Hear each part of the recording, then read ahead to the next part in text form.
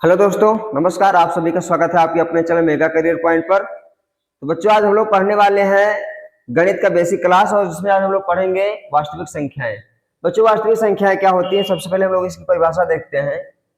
तो परिभाषा क्या है बच्चों? सभी परिमेय और अपरिमेय संख्याओं के समूह को वास्तविक संख्याएं कहते हैं। यानी कि बच्चों, हमारी जो वास्तविक संख्या हो जाएगी वो क्या हो जाएगी, उसमें परिमेय और अपरिमेय दोनों संख्याओं का क्या रहेगा, समावेश रहेगा। बच्चों, क्या रहेगा? समावेश रहेगा। आइए हम लोग इसको उदाहरण के माध्यम से देखते हैं। तो आपको परिमेय संख्या इसके पहले क्लास में पढ़ा दी गई है, अगर नहीं आप जानते तो मैं आपको बता देता हूँ। जो संख्या आपकी बटे के रूप में लिखी जाती है बच्चों, वही आपकी होती है परिमेय संख्याएं। और अपरिमेय संख्या होती है जो रूट के अंदर में हो लेकिन पूर्ण वर्ग संख्या ना हो। जैसे कि आपका रूट का हो गया 5, या इसको हम लोग इससे भी लिख सकते हैं 2 रूट का हो गया 10।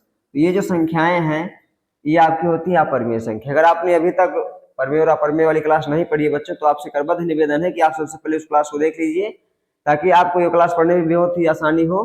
तो आइए हम लोग चलते हैं अब और देखते हैं वास्तविक संख्या क्या होती है। तो परिमेय संख्याओं में से हम 2-3 उदाहरण ले लेते हैं। जैसे मान लेते हैं आपका 1/2 हो गया, या 2 हो गया केवल, या 3/5 हो गया। और इसके साथ में अभी आपकी वास्तविक संख्या नहीं बनी, इसके साथ में क्या होना चाहिए? होना चाहिए अपरिमेय। जैसे √5 हो जाए, या 2√15 हो जाए, या संख्या ऋणात्मक भी हो सकती हैं, कोई दिक्कत नहीं है, ये हो जाए। तो इस प्रकार से आपकी जो संख्याएं होती है बच्चों, ये होती है आपकी वास्तविक संख्या। कैसी संख्याएं होती हैं? ये आपकी संख्याएं होती हैं वास्तविक संख्याएं। बस याद रखना है आपको कि परिमेय और अपरिमेय संख्या दोनों सम्मिलित रूप से रहेंगी, तो हम लोग उसका नाम दे सकते हैं वास्तविक संख्या। आइए हम लोग आगे चलते हैं बच्चों और देखते हैं अगला प्रकार क्या है। तो अगला प्रकार है बच्चों काल्पनिक संख्याएं। क्या है? काल्पनिक संख्या। इसको हम लोग इंग्लिश में बोलेंगे इमेजिनरी नंबर। क्या बोलेंगे बच्चों? Imaginary number. यानी कि हम लोग केवल इसकी और कल्पना ही कर सकते हैं। केवल क्या कर सकते हैं? इसकी कल्पना ही कर सकते हैं। तो यहाँ परिभाषा दी गई है कि किसी ऋणात्मक संख्या की वर्गमूल वाली संख्या को, किसी ऋणात्मक संख्या की वर्गमूल वाली संख्या को काल्पनिक संख्याएं कहते हैं। ठीक है बच्चों, देखिएगा, सबसे पहले तो कह रहा है ऋणात्मक संख्या आपकी ऋणात्मक होनी चाहिए, और साथ में क्या हो? वर्गमूल हो। वर्गमूल के अंदर में आपकी संख्या हो, यानी रूट के अंदर में संख्या और ऋणात्मक हो। किस संख्या बच्चों? ऋणात्मक हो। हम लोग इसको देखेंगे उदाहरण के माध्यम से। जैसे वर्गमूल हो गया, इसको हम लोग अंडर रूट बोलते हैं, और इसके बीच में इस प्रकार से अगर चिन्ह लगाया गया है माइनस का, तो अगर आपको वर्गमूल के अंदर में माइनस का चिन्ह मिल जाएगा तो आप समझ लेना कि ये आपका जो है कैसी संख्या है, ये बच्चों है आपकी काल्पनिक संख्या। ध्यान रखना, इस प्रकार से ना लगा हो कि रूट के बाहर में लगा हो फिर वर्गमूल लगा हो, तो ये आपकी संख्या काल्पनिक संख्या नहीं है बच्चों, ये आपकी परिमेय संख्या है। और आपको इसको बताना था, संख्या पूर्ण वर्ग है, लेकिन इस पे ध्यान नहीं देना, आपको ध्यान देना है किस पर? कि इसके बीच में क्या लगाया गया है। यहाँ पे देखो क्या लगाया गया बच्चों, ये लगाया गया है माइनस का निशान। इसलिए यहाँ बताया भी गया है कि ऋणात्मक संख्या की वर्गमूल वाली संख्या को काल्पनिक संख्या कहते हैं।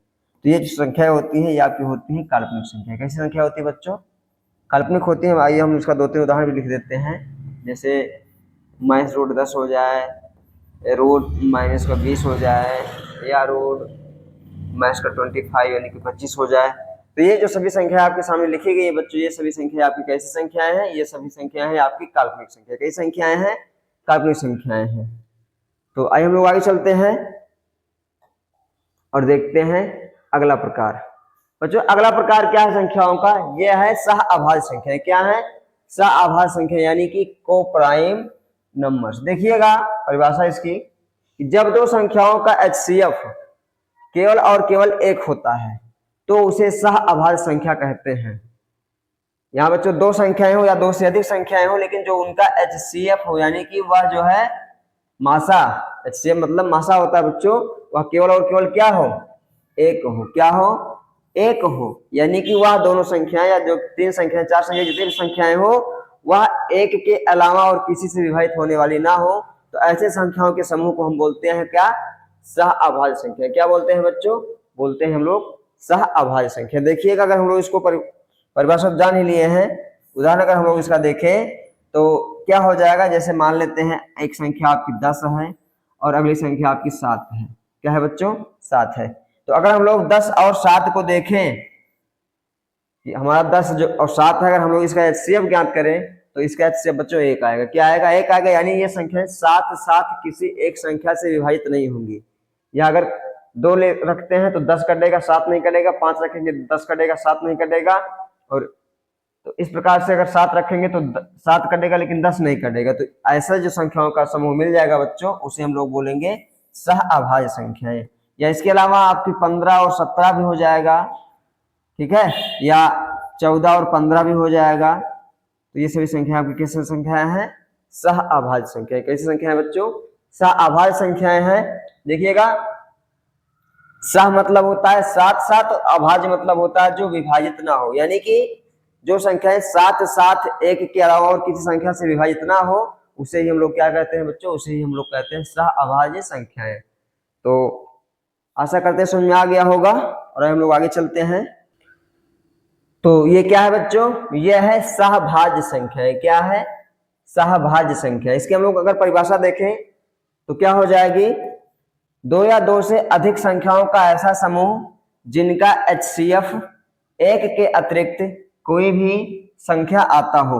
यानी कि 2 या 2 से अधिक संख्याओं का ऐसा समूह रहेगा जिसमें एचसीएफ जो है 1 ना आकर के इसके अलावा और कोई भी संख्या आ जाए, मतलब 1 ना आए और इसके अलावा कोई भी संख्या अगर प्राप्त होता है तो आपकी संख्या कैसी संख्या होती है, वो आपकी होती है सहभाज्य संख्या। जैसे मान लेते हैं हमको अगर देखना हो 2 और 4, 2 और 4 आपकी सहभाज्य संख्या है बच्चों। कई संख्या है, सहभाज्य संख्या है।